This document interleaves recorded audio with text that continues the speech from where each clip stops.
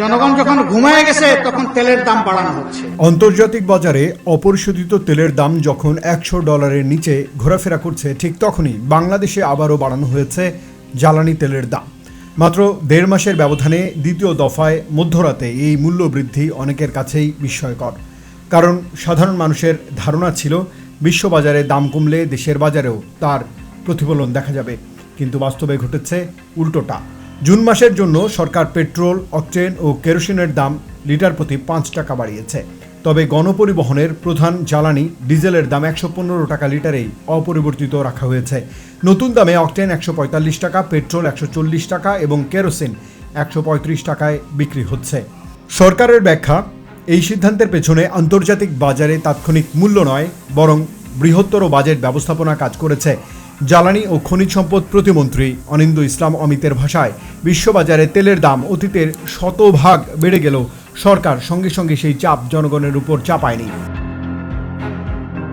এখন স্বাস্থ্য খাত, সামাজিক নিরাপত্তা কর্মসূচি, কৃষি সহায়তা এবং বিদ্যুৎ খাতের ব্যয় সামলাতে কিছু সমন্বয় প্রয়োজন হয়েছে। সরকারের আরেকটি চুক্তি হলো ভর্তুকির বোঝা কমানো। বিদ্যুৎ উৎপাদনে উচ্চমূল্যের জ্বালানির ব্যবহারের কারণে বিপুল ভর্তুকি দিতে হচ্ছে। দীর্ঘমেয়াদে নবায়নযোগ্য জ্বালানির দিকে ঝুঁকে বর্তমান উৎপাদন ব্যয় কমানোর পরিকল্পনার কথাও জানিয়েছেন প্রতিমন্ত্রী। তার মতে, সব অর্থ যদি ভর্তুকির পেছনে চলে যায় তাহলে অন্য খাতগুলো সচল রাখা কঠিন হয়ে পড়বে।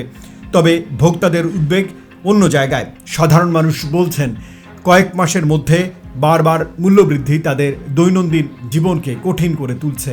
অফিসগামী চাকরিজীবী থেকে শুরু করে মোটরসাইকেল ব্যবহারকারী সবাই বাড়তি খরচের চাপ অনুভব করছেন।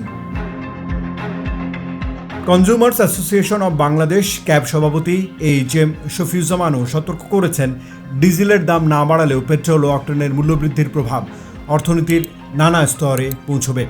রাইড শেয়ারিং সেবা, ব্যক্তিগত পরিবহন ব্যয় এবং বিভিন্ন পণ্যের সরবরাহ ব্যবস্থাপনায় এর প্রতিফলন দেখা যেতে পারে। তার আশঙ্কা, অনেক পরিবহন মালিক ডিজেলের দাম না বাড়ালেও সুযোগ নিয়ে ভাড়া বাড়ানোর চেষ্টা করতে পারেন।